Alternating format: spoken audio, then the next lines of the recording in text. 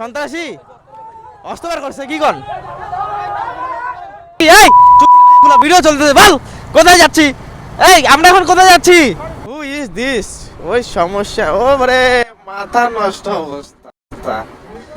এই আমাকে দেখো আমি হলাম ফ্লাইং ঝাট